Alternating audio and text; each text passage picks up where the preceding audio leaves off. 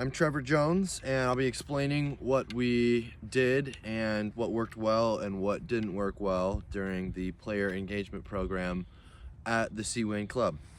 So we had the ladies in the activity take 3 different clubs, which were a sand wedge, a pitching wedge, and a 9-iron, and we had them practice different types of shots for short shots on the green. So what worked the best in the activity was using the 9-iron to do bump and run chip shots on the green, because it was the easiest to keep consistent and you didn't have to worry nearly as much about the actual contact with the club head.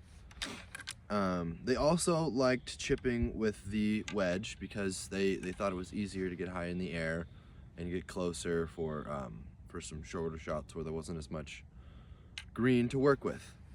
For what they didn't like as much was the pitching wedge and the sand wedge as well. I mean, it was partly they liked some things about it and others not, but they thought that it was tougher to keep consistent and get it close to the hole with those clubs. But the sand wedge goes high, right? Yes. Pitching goes medium and 9-iron goes low, right? So it's not right or wrong, it's just you can pick. There you go, Don. So like Donna, what are you hitting there, 9? Yeah, so I'm see, going for that back.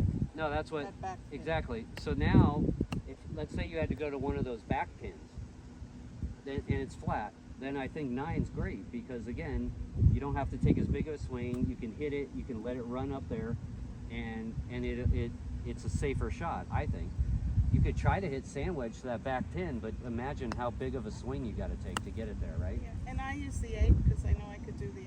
Yeah, I'm weaker. yeah. So I mean, use some the people use the 8 too. So if it's really long, really flat, you can use the 8 as well. 8. Even from 100 off the green, I'll run it with the 8. Oh yeah, no, I yeah. I just mean, hit it hard. there's no limit to, like, again, your comfortability as far as like what club you want to use. I mean, it's a personal choice. So, but the one thing I don't want you to do is limit yourself. We want to see the difference between a sand wedge, pitching wedge, and a 9-iron, right? So we want to see the difference of what the ball does, what the ball flight is. So a lot of times